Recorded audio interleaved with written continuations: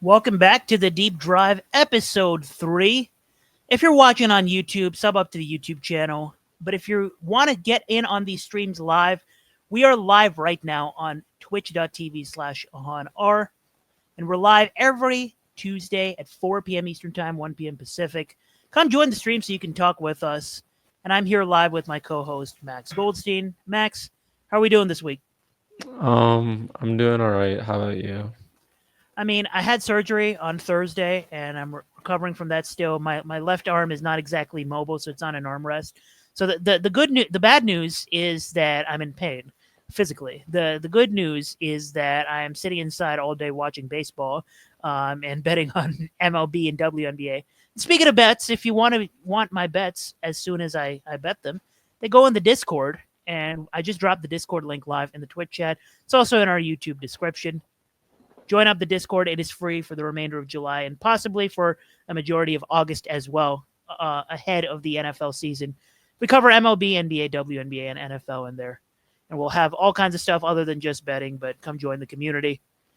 I think it's right that we get a couple of things out of the way first before we talk all things trade deadline. Trade deadline is in a couple of days. We got a lot to talk about that, but Emmanuel Clase, let's get that out of the way, has gotten is in the restricted list right now for an investigation for sports betting, and right now it's just all allegations, and it's just an investigation going on. We actually don't even have a clue right now what exactly he could have been betting on, but there are theories. I mean, we have a teammate of his, Luisel Ortiz, who got suspended earlier this season for betting on the first pitch of innings where he would pitch, and specifically those were flagged by sports books. And I feel like these next couple minutes we should just catch everybody up on how this stuff works, because I made a tweet yesterday, and so did you. You made a couple of tweets yesterday about the Emmanuel Clase situation. First, Max, I think it's good context. You want to drop some numbers for us about this Clase situation?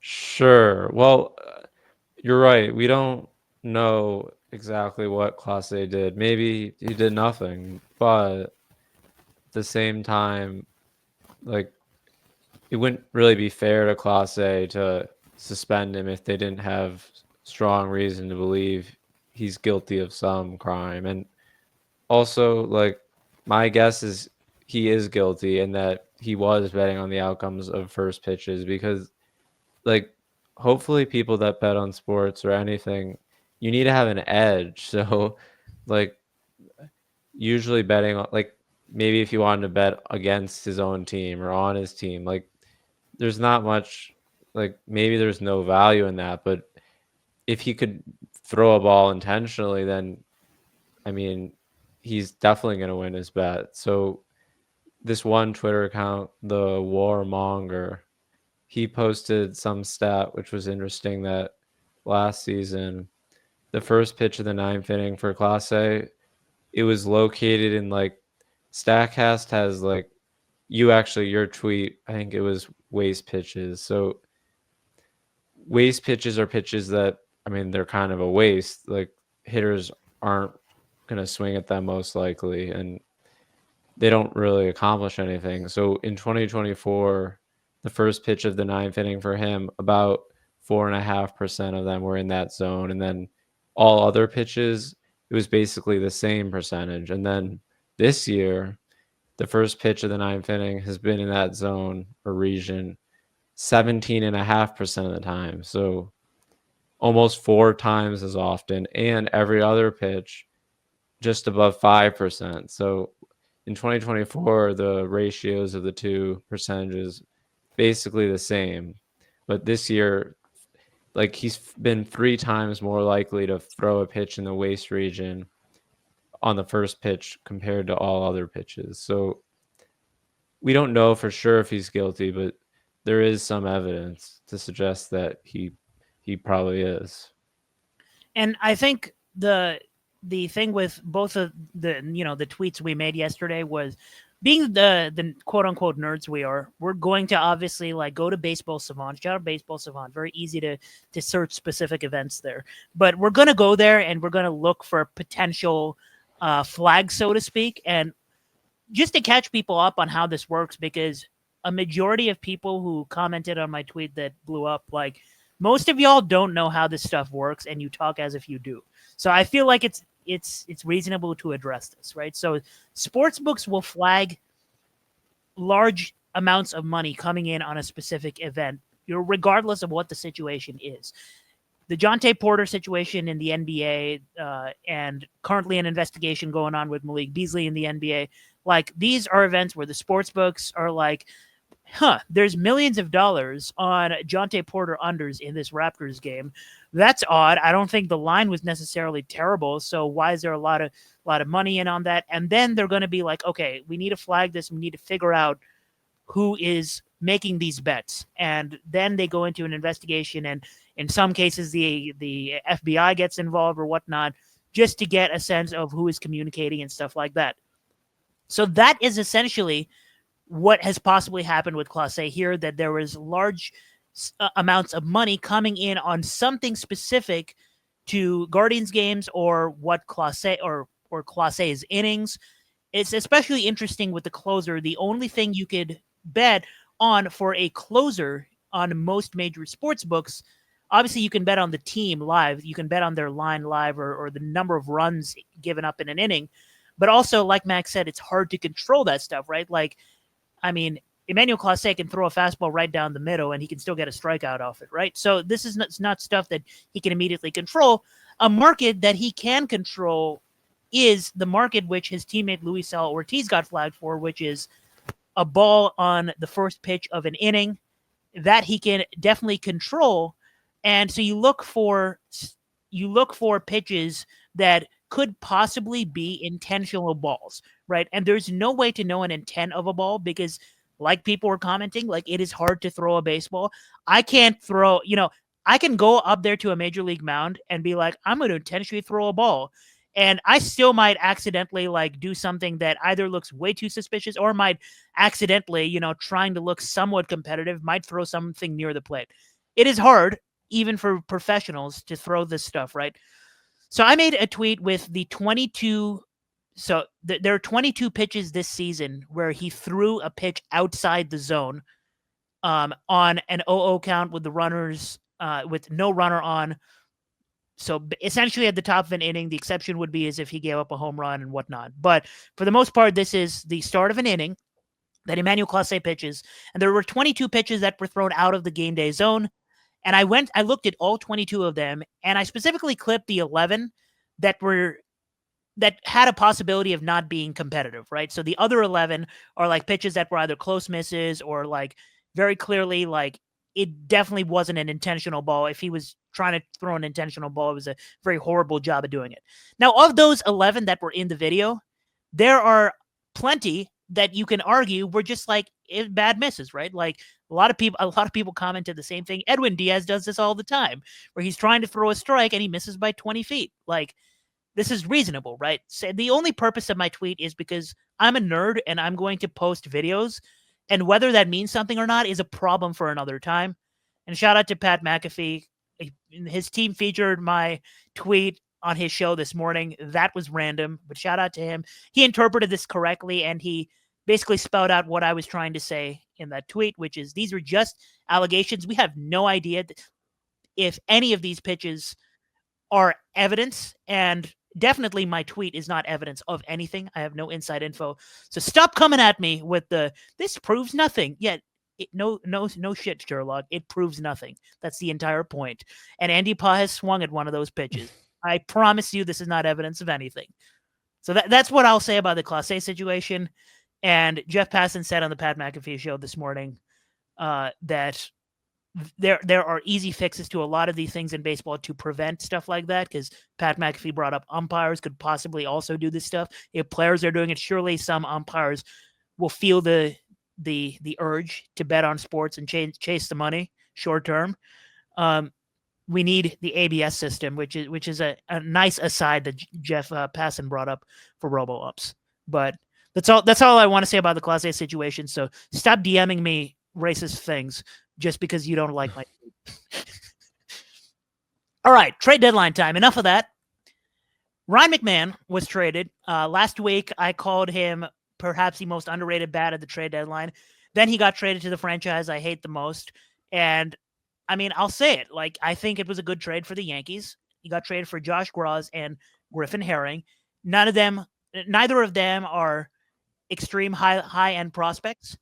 But Max, do you still agree with me from last week that this is a good trade? I don't know the prospects well enough to be honest, but I feel like people have been saying Ryan McMahon's going to get traded to the Yankees for a really long time.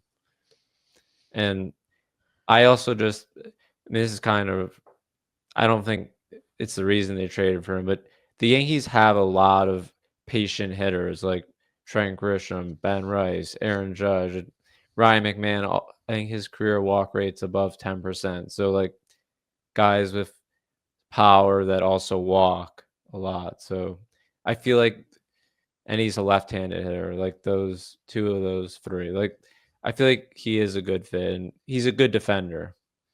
Yeah, and I don't necessarily think he's going to necessarily give off the ceiling that an Eugenio Suarez can give off, but that's why he didn't cost too much.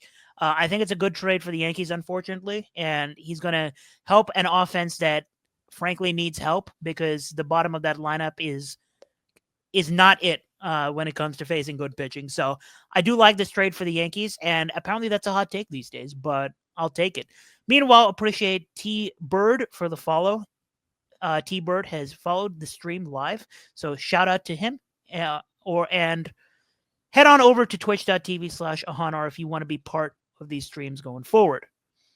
Seth Lugo was extended, so not a trade. And Max, I know you have a couple of thoughts on this. Seth Lugo is a guy who started off his career as a reliever and then moved to the rotation role, and he's found a lot of success with the Royals, which I'll say it, like, I wasn't giving out daily Twitter takes back in the day when he's got to the Royals, but I was not exactly sure how Seth Lugo would fare as a starter, but he's been solid. And I thought at some point that he would get traded, but he's going to stay 2 years, $46 million with the Royals. Any thoughts on this move?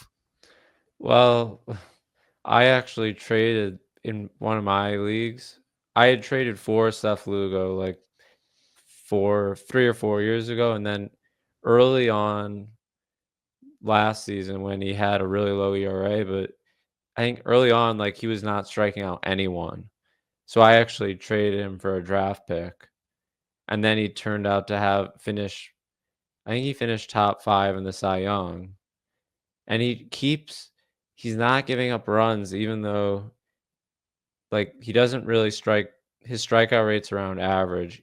He does have good control, but like this year, even though he's giving up, I think, almost double the amount of home runs per 9 innings, he's actually given up more home runs this year, one more this year than he did all of last year. His ERA, I think, is lower than last year. It's around the same, and maybe part of that's of the 17 home runs he's allowed this year, only 5 have not been solo home runs.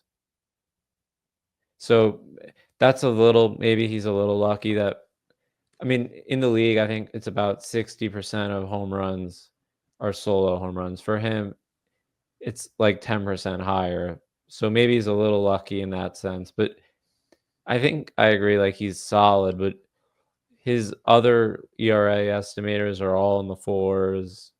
My metric, predictive weighted on base average, it's a lot higher than like what his actual production's been. And he throws, like, the thing about Seth Lugo that I think a lot of fans know is he throws a lot of different pitches. He throws 6 pitches at least 9% of the time. So as a hitter, it's not easy to know what's coming. So even though his stuff isn't the best, I think it's like your timing and like where you're swinging, like, that could be influenced by the fact that you don't really know what pitch to expect. And I think just like I specifically I get the icks whenever I see a sizable extension for no pun intended with the extension, but I see a sizable contract go out to a pitcher that's 35 years old or older, which is what Lugo is now. He's 35, and like when the Padres were dishing out mega contracts to, I mean, even when they dished out a mega contract to Dylan Cease, who I thought was good, I was just like, whoa, relax. And then they gave out a mega contract to Yu Darvish, and I was like, this is getting ridiculous. And so I always get a little bit of an ick, and I get skeptical about giving out contracts to starting pitchers that are old and don't necessarily have elite stuff, which is basically where Seth Lugo is at right now. I think he can be solid, but the Royals have themselves problems beyond that, so I won't lay it on further. Speaking of starting pitchers, another starting pitcher was traded. Another starting pitcher that I've doubted a lot in the past, but Chris Paddock has proven me right often when I've doubted him, um, and now he has gone to the Tigers. So I'll let you take the lead on this. The Tigers clearly, like we were discussing this in the last episode, they clearly need some sort of pitching, and now Reese Olson is also done for the season. So I get it. And they didn't give up too much. They get Randy Dobnak as well, and they gave up Enrique Jimenez, who is not a prospect that necessarily I'm a big fan of. I'm not a fan of line drive prospects who have no athleticism, which is what Enrique Jimenez is. So to me, this is like a nothing for nothing trade, but to you as a Tigers fan, they're trying to win the World Series. They need any arms they can get. Maybe it's more than nothing to me. Um, I definitely think it's better than nothing. I mean, I don't think it's so exciting, but he's actually his pitching plus on Fangraphs, and then his expected pitching plus, which is like what I would expect that metric to be equal to based on some of the different measurements that I calculate. He's above average by both of those the last 2 years. And you wrote in our notes, he has a 4.3 fielding independent pitching, and his Sierra's 4.32. So he's fine. Like, he's not an above average starter. Maybe he's a little below average, but I think he has good control. I think he's fine. And the Tigers, like you said, Olson's out, so they need someone to start, and they don't want the bullpen to die, and the bullpen's not good either. But I think the Tigers, they feel that they can help him strike more guys out, because right now his strikeout rate, it's below 18%. So it's tough, really tough to be a successful pitcher if you're striking out that few batters. For sure. And I find it hard to believe that the Tigers are done at the trade deadline, and we could address more of this later. I mean, the Tigers, to me, like on paper, they are still the best team in the American League. And don't worry, I will get into in a few minutes. I will get into what I think of this American League pool in general and how pivotal this trade deadline can be. But to me, on paper, they're still the best team, especially like when they, with Kerry Carpenter back, that is a complete dynamic changer. I mean, speaking of ending careers such as Emmanuel Clase, I mean, Kerry Carpenter, um, he's proven that he is capable in the playoffs, and he's an everyday player. So that is super important for them. But I would find it hard to believe that the Tigers are done. And if Paddock moves to a long relief kind of guy, I wouldn't be surprised. So there's definitely options here, and the Tigers are in a good position still. So even without Reese Olson. Shout out to Book of Chew and Hovey, who have joined the stream as well.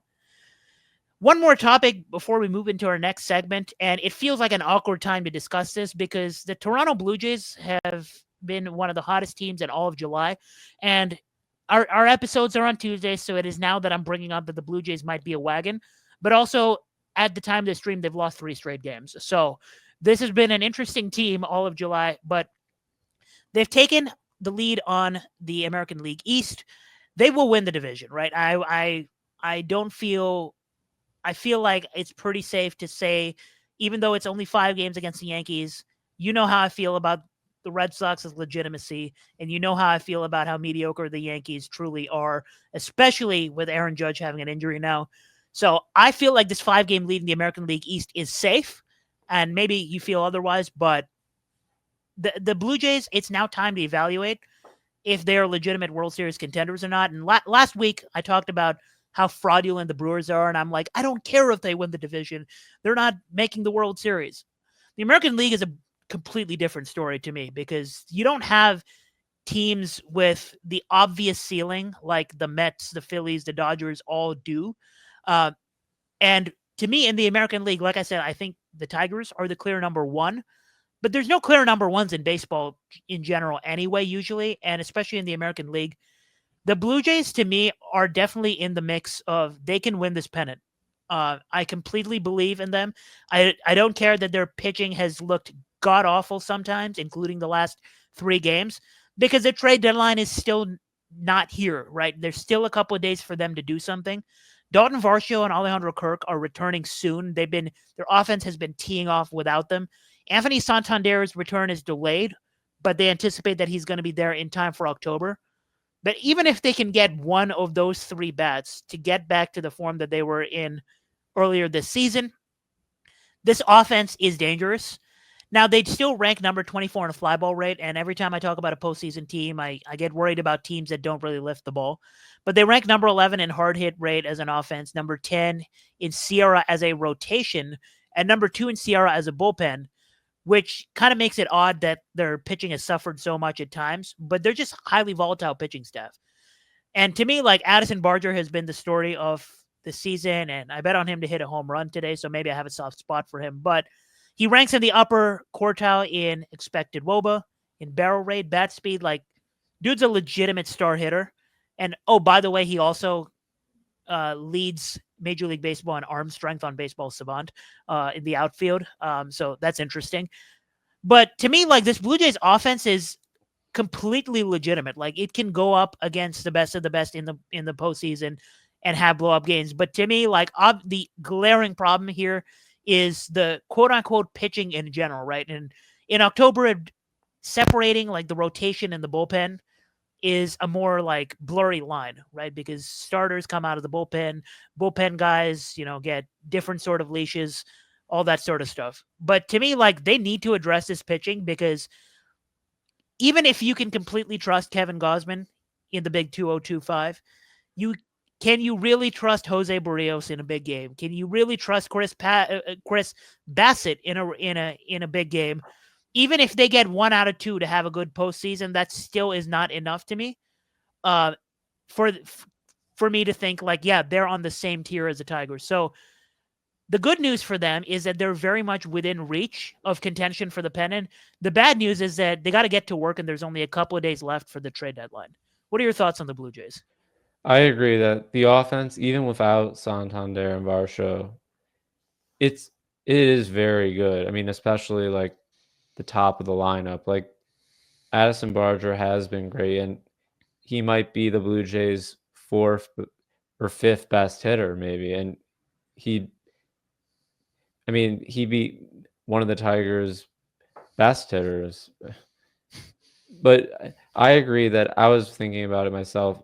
I certainly don't trust Jose Barrios in a big playoff game. And even Kevin Gausman's, like, he's had a fine year, but, like, I don't know that any of those guys, like, if an opposing offense sees, oh, that's who we're facing today, like, I think those guys compared to, like, typical playoff stars, I feel like none of those guys are, like, above average guys that you'd want starting a playoff game. And we're getting trade deadline updates. Like, I mean, during this episode, all day long. It is a couple of days out, and we get an update from John Heyman that we have a quote unquote list of big names likely to be traded. And I find sometimes reporters' wordings a little tacky sometimes, and especially if they say things like likely, it's going to catch your eye, which I guess is part of their job, is to make eye-making report or eye-catching reports. But when someone says likely to be traded, now I feel like, to me, that's like greater than 50% chance of getting traded. So, take it with a grain of salt, but the list he's put out is Stephen Kwan, Dylan Cease, Eugenio Suarez is an obvious one, Zach Gallen, Merrill Kelly, the D-backs core, basically. Charlie Morton and Luis Robert. I find it interesting that Charlie Morton joined the list of biggest names. He made the cut. David Bednar didn't. That's interesting. But big names is a loaded term here. Stephen Kwan, I can definitely see getting moved. But to me, like if you're the Blue Jays, for example, like you have to take a shot on someone with a high ceiling. Like to me, like Merrill Kelly is not the answer to that. It has to be either Dylan Cease or Zach Gallen because Zach Gallen still has some ceiling. And it even though it has not worked out the last couple of years, there is stuff there. There's stuff to be worked with, and we'll talk about more of these big names right after our first mini game of the day, which is blind ranking time. We're getting on the YouTube Shorts trend. Max, you know how the game works. I'm going to give you 5 names, and you're going to blindly rank them without knowing who comes next. And you're going to be completely happy with the list you come up with, even if I'm not. Okay? So I'm going to give you 5 names. Blind rank these 5 starting pitchers without knowing who comes next. Now, there is a theme here, and I won't tell you what the theme here is, of course. You could try to pick up on the theme as you're naming them or afterwards. And you can feel free to blind rank them based on this season or based on how much you would want them on your team or whatever. Just clarify how you're going to rank them. So blind rank these 5 starting pitchers without knowing who comes next. The first name, Chris Bassett. I'll rank him 4th. Okay, so do you have a criterion or how you're going to blindly rank these? Just how good is this pitcher? Great. If they were pitching tomorrow, like what do I expect from them? Good talk. All right, at least we have criteria now. All right, Freddie Peralta. I'll go with him 3rd best. 3rd, right above Chris Bassett. Okay. Next name, Matthew Boyd. I'll go with him, I guess 5th. But I feel like the gap between all those guys is not that great. All right, so you've left 1 and 2 open. You better be happy with this. Next name, Carlos Rodon. Okay, I'm fine with this. I'll put him 2nd. And your last name on the list, Framber Valdez. 1st. So I actually really like my list. Max, I'm afraid you cooked. So you have what do you have? Number 1, Framber Valdez. Number 2, Carlos Rodon. Number 3, you put Peralta number 3. Chris Bassett number 4, and Boyd number 5. Yeah, I think I like that list. Actually, I actually think I agree with this list, which is, I mean, you could possibly argue for a flip of Rodon and Peralta at 2 and 3, but did you pick up on the theme at all? It's a tough one. I'm not sure what the theme is. Yeah, so there's 7 starting pitchers with more than 10 wins. And those were 5 of them. So I took out Fried and Crochet because those are Cy Young finalist caliber pitchers. I think that would probably be Crochet would be number 1, and then I'd probably say Fried 2. Right. So it would be a little easy to rank them at the top. So I took those 2 out and I gave you the other 5. So those are pitchers with more than 10 wins. Shout out to anybody who is still on the pitcher wins matters train. You are a brave soldier. Moving on to our next segment. So back to the trade deadline. There's about 48 hours until the trade deadline. We've talked on every single episode about Eugenio Suarez, and I think both episodes we talked about how it's possible that whoever gets him is disappointed. Now Will Vest goes and hurts him on the hand. The X-rays are negative though, so he's most likely still going to be traded. But he is 2 for 21 since the last episode, 11 Ks and 25 plate appearances, no homers. Now, is a team going to catch him right when he gets hot again, or is a team just going to be outright disappointed? I feel like we've talked so much about Eugenio Suarez. It's time we just go into these names, these biggest names that we've listed, and go into our predictions. Make your final predictions. This is our last episode before the trade deadline. Where is Eugenio Suarez landing? My prediction, I'm going to say he's going to go back to the Reds, who they don't really have. I mean, their 3rd baseman, I think trying to think of who they've been playing. I know Espinal sometimes plays 3rd. I think Noel Espinal, yeah. Yeah. I think he's a good fit in that park because it promotes home runs. But I actually, I think the Yankees, I think there's a chance that Ryan McMahon actually plays better than Suarez, the rest of the season. Now, the show is a lot more interesting when you're not agreeing with my hot takes, but I will take it this time. I sort of alluded to that last week, and some people thought it was a hot take, but I'm glad we're on the same page there. I'm going to go out and make a somewhat bold prediction, a team that hasn't been linked too much to him this year. But if you think about like a big name guy and a front office that has a reputation for going after the big name guys, and someone in charge of a front office that has a reputation of trading a lot, even if it means top prospects, to win that year. Give me Eugenio Suarez to the Phillies. This is a home run hitting lineup anyway. Could you imagine Schwarber, Harper, a hot Real Muto and Castellanos, but also Eugenio Suarez at the top of that lineup? They're gonna have games in the postseason if this happens where they get shut out and the next day they hit 7 home runs, and that's the kind of Philly lineup construction that I'm imagining here. So I'm starting off with a hot take: Eugenio Suarez to the Phillies. Shout out to everyone in stream. Got Dan Pepez. Join the Discord like Dan Pepez. Join the Discord. It is free for the remainder of July. And pick up on all our bets. We're talking trade deadline on the show right now. All right. Next up, we're going to go to Zach Allen and Merrill Kelly, the D-backs duo of starting pitchers. And I think we're on the same page about how we feel about these two pitchers. Zach Allen, the guy you want to go for if you want ceiling. Merrill Kelly, the guy who has been slightly more successful results-wise this year. What are your views of both of these starters, and what are your landing spots for them?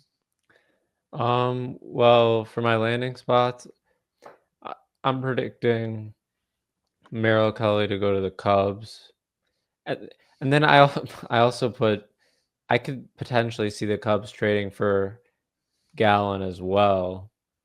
I feel like the Cubs, like Colin Reyes pitching tonight, like I think he's, not to be mean, but I think he's really bad. And then like I just like the rotation. I want to look at the rest of the rotation. I mean, Ben Brown's okay. Sorry, Ben Brown's okay, but like I don't know if they want him starting a playoff game. I think they're both probably like average starters that would strengthen the Cubs rotation. I guess like Cade Horton's like maybe he's okay, but like honestly, the Cubs starting rotation, it's not good at all.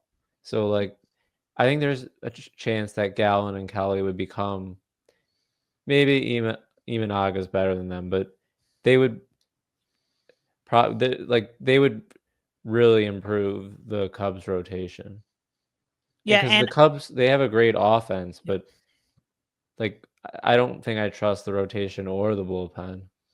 yeah, and they're like one of the few like quote unquote contenders. We look at the starting rotation, and there's 0 names you could feel good about going into a playoff game, and that includes Shota Imanaga for me, because like Shota Imanaga can be really volatile as well. Like throws a lot of fastballs, is a fly ball pitcher, and it's scary to me to go into a playoff game with the pitcher of his style when you don't have like, he has good stuff but not elite stuff.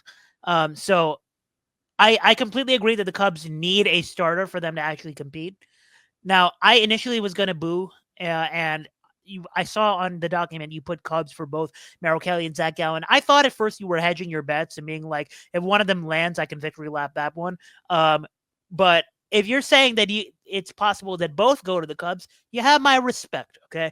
And I predicted Zach Gallen to go to the Cubs. I think they have to and will shoot for the ceiling with Zach Gallen, because the only way the Cubs feel good about them going to the World Series, like having a chance to go to the World Series, is if they're like Imanaga, Matthew Boyd, and one more starter. If they can be good pitchers for us in the playoffs, we have a chance, right? And to me, like they don't have a chance if they get like a Merrill Kelly, who we got even in the D-backs postseason run, like a Merrill Kelly that's good, but not necessarily a wipeout guy, right? So they need 2 to 3 great starting pitching postseason runs. And the only way they can shoot for that ceiling is if they go for Gallen. So I put Zach Gallen to go to the Cubs, and I picked Merrill Kelly to go to another team that's had starting pitcher injuries, but have had a knack for going after like mediocre starters in the last few years and turning them into something that is serviceable in the playoffs. I picked Merrill Kelly to go to the Astros. They already have Framber Valdez and Hunter Brown. And I know we've disagreed on Hunter Brown before, but I've been a Hunter Brown fan since day one. And I think that 1-2 punch is very much it's arguably the best 1-2 punch in the American League in terms of starting rotation. Because with the Tigers, it's hard to say who the number two in that punch would be in that starting rotation. You can argue Framber Valdez and Hunter Brown is the best 1-2 punch in the postseason heading into today. So I don't think they need to, another ace. They just need a guy that can give you 5 or 6 innings in a postseason game. And Merrill Kelly has that experience. A 3.74 ERA guy, but he's a veteran. He's been there before, and he's also a free agent after this year, and which means he's a rental. So I think the Astros can definitely pull off something like that. So I had him going to the Astros. We got a couple other names coming up with the same first name. I'm going to stay on the pitching side. We got a reliever. Emmanuel Clase is not getting traded, so you gotta look elsewhere if you want a reliever. And the best rental reliever right now, Ryan Helsley. What are your thoughts on Helsley? He's been good this season, but he was great the 3 years before this one.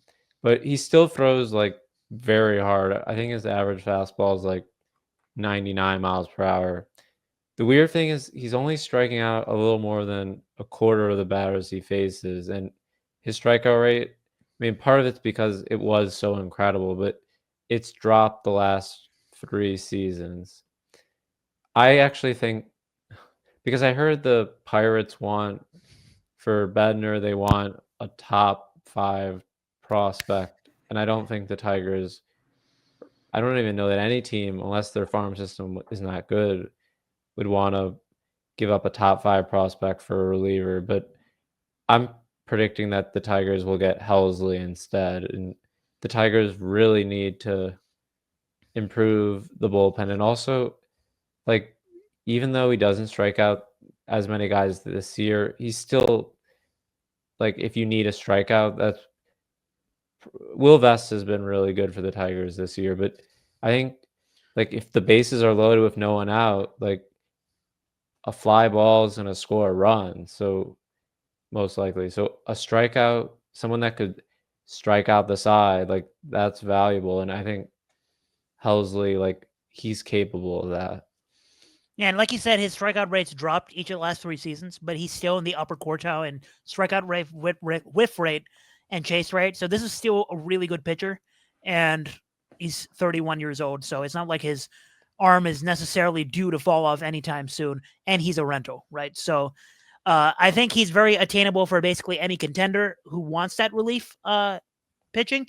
Now, I think we disagree a little bit on what the Tigers should prioritize at the trade deadline. Like, in general, like, I'm not a fan of my team like giving up a lot for a reliever at the trade deadline in general. Like, when the Red Sox won the World Series, they gave out that free agency contract to Craig Kimbrell, and he wasn't even his best. He wasn't even his prime self in 2018 in his years with the Red Sox, but he was very good, and he had enough of help in the rest of that roster that his arm was managed in 2018, and they got there, and he did his job. And the Red Sox didn't need a good bullpen. Like, that 2018 team, the offense was elite, the starting pitching was elite, especially in the postseason.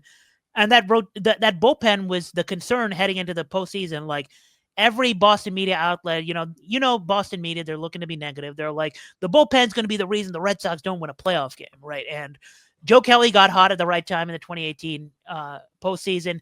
And the Nationals, the next year in 2019, the other team I like they had bullpen problems themselves. So this is not me cherry picking random teams and just saying, like, you don't need a strong bullpen. Like, yes, you need some, like you said, some high whiff rate arms in the pen, but I think it is much easier to use a hot hand approach with that strikeout stuff than it is to find like a premium batter or a premium starter that could completely change the look of your pitching staff in a postseason. So I'm certainly not a fan of like chasing these rental relievers. And that's not why I'm making this prediction. But I'm predicting that he goes to a team that has liked going after these relievers, likes trading for or signing multiple closers, and then stacking them for the 7th, 8th, 9th. A team that's rostered Zach Britton, Dellin Betances, Aroldis Chapman, etc. They have Devin Williams, but he's not been nearly as incredible as he was last year. So give me Ryan Helsley to be the new closer of the New York Yankees. I think they're done adding offense with Ryan McMahon. I feel like they're going to be somewhat satisfied with that. They could prove me wrong and add more, but their rotation is nothing close to what you want out of a contender with Garrett Cole hurt. And their bullpen is not as good as they thought it would be, but it's still pretty good. And I feel like they're going to go all in on this bullpen and try to go the elite bullpen route and go Ryan Helsley, because I don't think they're enamored by either Merrill Kelly or Zach Gallen, and they know they need pitching. So Ryan Helsley to the Yankees for me. One more name that is most likely going to get traded, another rental, and it's the controversial, the Jekyll and Hyde hitting profile of Marcell Ozuna. It's hard to find a good fit for Marcell Ozuna, so Max, I'll let you try. I guess I like to pick the same teams, but I like picking the Reds because the Reds, like Ozuna's not probably gonna win you a World Series, but the Reds are trying to get into the playoffs. So if they can improve their team enough to get into the playoffs, you have to, in order to win the World Series, you have to make the playoffs. So I feel like the Reds, maybe they have a stronger incentive, and maybe they should have one to maybe get some. I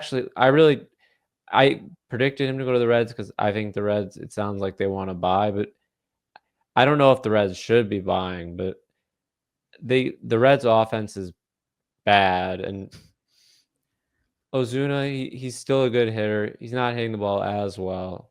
I think he's had some injuries, but he says he's feeling great now.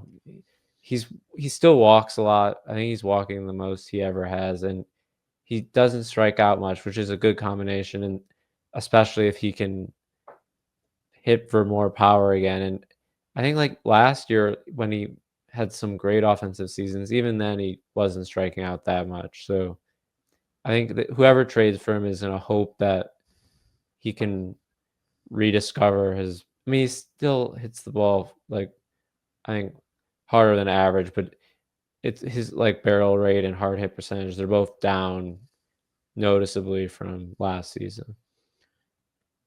Huge shout out to in the stream Ivy Glassy for gifting 5 subs to the channel. Be like Ivy Glassy and not necessarily give subs, but come in the stream and show some love to the stream, even if it's just by talking to us. Twitch.tv/Ahanar. Thank you, Ivy Glassy. Marcell Ozuna. Whenever I need to find a big name, small results hitter that I want to just dump somewhere at the trade deadline, give me the Padres to make an irrationally high cost move for Marcell Ozuna. I've been begging every episode for the Padres to trade for Jarren Duran. I don't know if Duran is going to get traded at this point. The Red Sox are teetering on the line of incompetency, but just being competent enough to keep us involved. So I've given up on that. Padres, go get yourself the rental bat of Marcell Ozuna. Y'all are not winning the pennant regardless, so might as well make one more irrational move for the culture. Before we end the segment, I just want to make a pitch for one more hitter that is not on the list of likely to be traded, has not been in any rumors this year, was in rumors last year, was in light rumors earlier this year.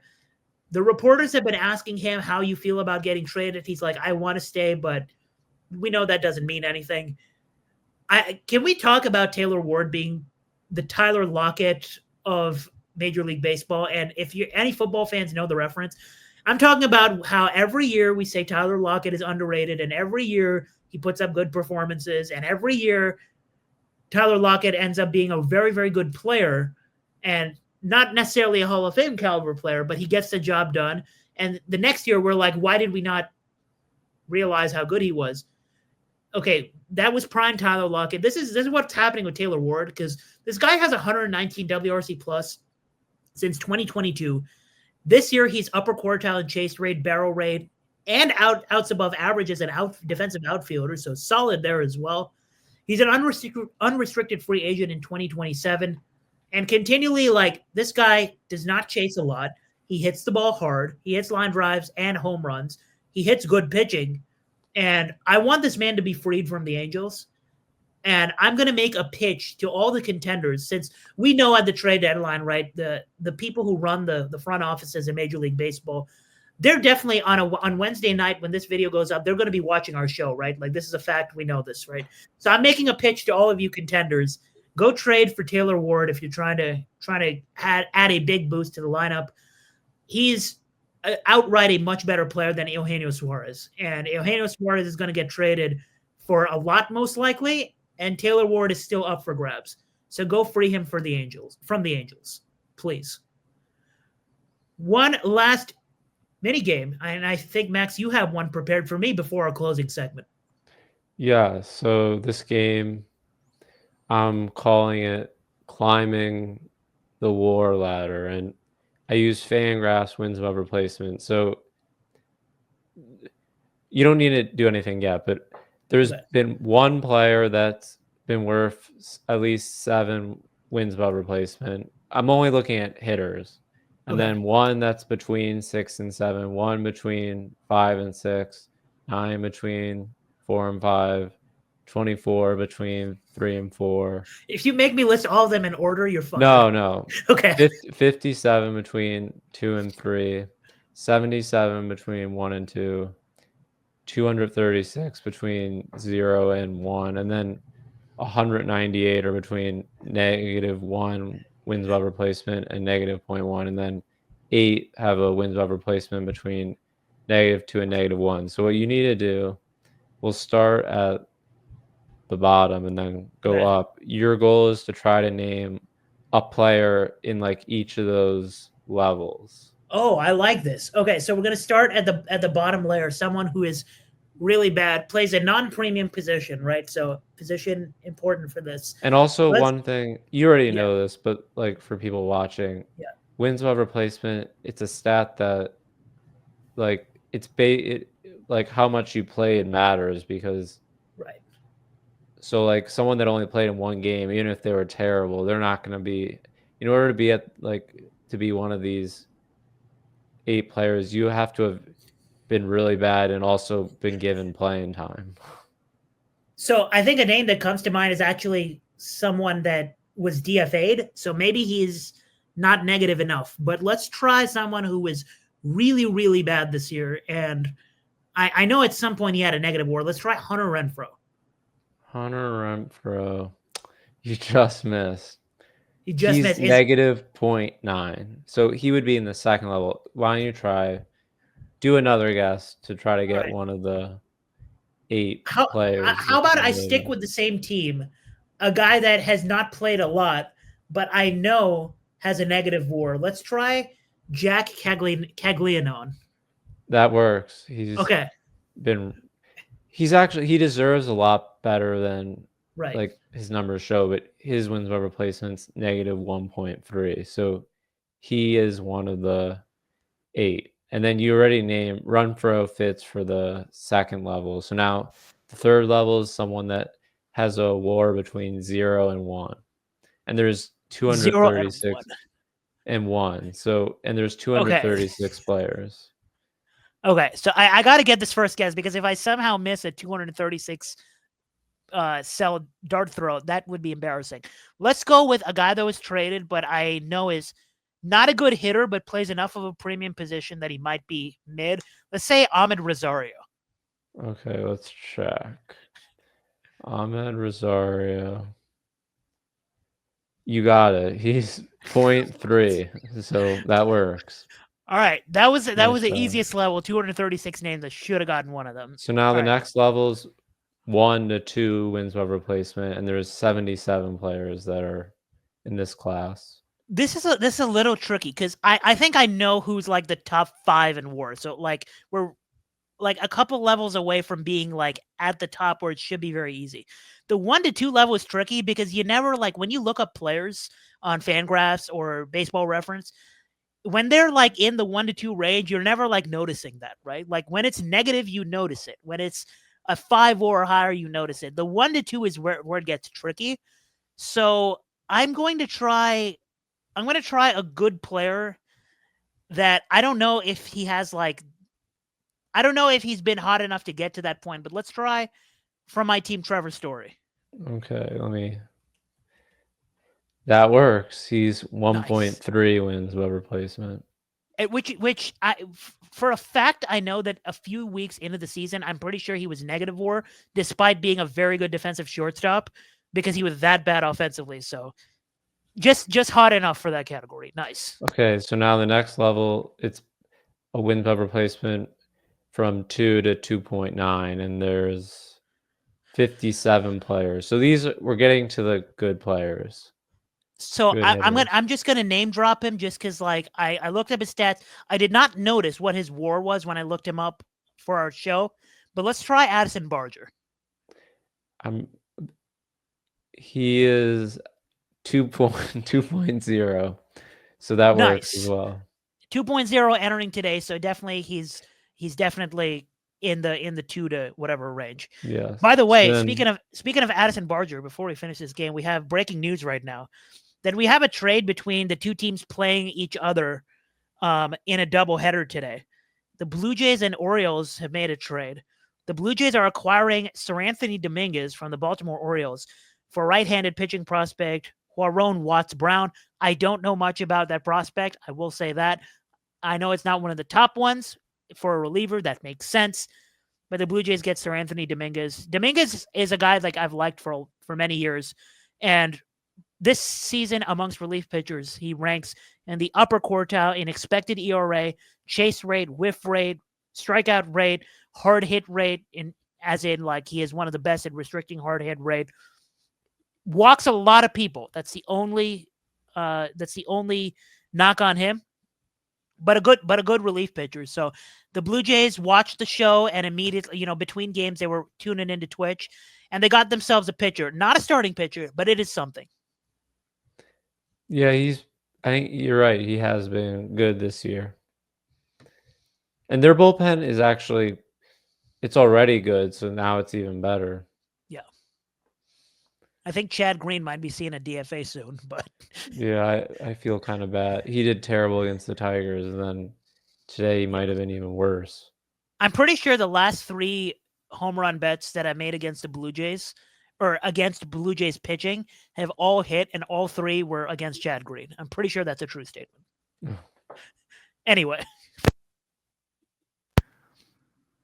Okay, so you need to try to name a player whose wins by replacement. It's between 3 and 4. Okay. Or not quite 4, not including 4. And there's 24 players. So I'm gonna try a player that people view as a superstar, but I really hate his defense. So let's try Ellie De La Cruz. Ellie De La Cruz. His wins by replacement's 4. Damn it. But Close. try again. I thought I was going to run the That's tape. close. Like, yeah, that was very close. Let's try less of a premium position. Let's try Kyle Stowers, my guy, Kyle Stowers. His WAR is 3.8, so that works. Nice. So now you already named a 4-1, but if you want to try, I guess you don't need to name another one. There are 9 other players besides Ellie De La Cruz, and then the final 3 are you should get these, especially because you check stats all the time. So there's one player that's above 7 WAR, and then there's one between 6 and 7, and then one that's between 5 and 6. So let's try to get these in order. So between, you said 5 and 6, right? So let's try to get these in order. The 5 to 6 is Shohei Ohtani. The 6 to Shohei Ohtani's 4.9. So I think every guess that you've gotten wrong, it's been by 0.1. Wait, who am I? Wait, I was like breezing through that. I was so confident. Who am I forgetting? Oh, Bobby Witt. His is also 4.9. Who am I forgetting? This player, you never would have guessed. It's PCA. Yeah. It's PCA. I'm actually annoyed by that because I was the biggest PCA pusher. I was pushing PCA all off season long. PCA is number 3, right? So he's in the 5 to 6 range. What is he at? I think 5.6. Okay. And then the 6 to 7 is Cal Raleigh, and then the top one is Aaron Judge. Yep. Great. I fumbled it. That was going to be such a nice close, and then I fumbled it by saying Bobby Witt and Shohei Ohtani. I mean, those players, that's who you would have guessed early in the season. Like, Yeah. I don't think anyone expected Pete Crow Armstrong to be this amazing. Yeah. All right. I feel like it is time for our closing segment. I mean, I need to get feelings off my chest. So it is time. The last segment. It is currently July 29th, and we'll put in the post game edit, we'll put the current standings of Major League Baseball as of the time we're filming this episode. We'll put it up on the screen. And Max, let's both pick a playoff team and a non-playoff team from right now standings to swap places by the end of the regular season. So if you were to name a team that's not currently in a playoff spot to enter the playoffs, who would it be and who do they knock out? I don't feel that strongly about this, but saying the closest right now, like in terms of the wild card, the Rangers are only half a game behind the Red Sox. So if I had to pick a playoff team and swap them with a non-playoff team, I think I would say that the Rangers make it over the Red Sox. But I think I actually like the Red Sox more than the Rangers. But if I had to make a pick, I'll say the Rangers take that spot. Yeah, I don't mind the chalk pick here. I mean, I'm surprise.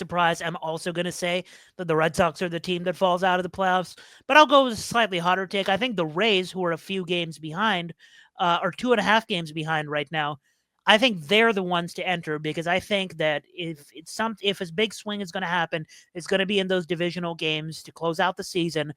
And the Red Sox swept the Rays earlier, or right before the All-Star break, actually, 4-game sweep. I was there for one of those games. It feels like the perfect spot for the Rays to meet the Red Sox again to close the season and flip the script on who is in the playoff spot by winning that series when they face off to close the season. So I think that pivotal switch of in the divisional games, I think the Rays find a way to slither their way into the playoffs. They'll probably be in the American League Divisional Series because that's what the Rays do. But won't get too ahead of ourselves. I'll say that the Red Sox and Rays switch places. And we talked a lot of things trade deadline today. We keep getting notifications as the show goes on. The Blue Jays apparently still remain firmly in the hunt for Ryan Helsley, despite the acquisition of Sir Anthony Dominguez. So we got reports out of that. Ladies and gentlemen, follow us on Twitter, by the way. I usually never say that, but follow Max on Twitter, and he posts stats all the time. We're both nerds, but I spam tweet other things too. Max posts clean baseball tweets, and like if you don't want the junk that comes with the volume of my Twitter, you want just pure baseball content, go follow Max on Twitter. But all this stuff is free, right? Like following the YouTube channel, coming to Twitch every Tuesday, and joining us in the Discord, also free for the remainder of the month and perhaps into August as well. But until the next episode, next Tuesday, this was the last episode of the Deep Drive before the trade deadline. We'll see you next week. Thank you.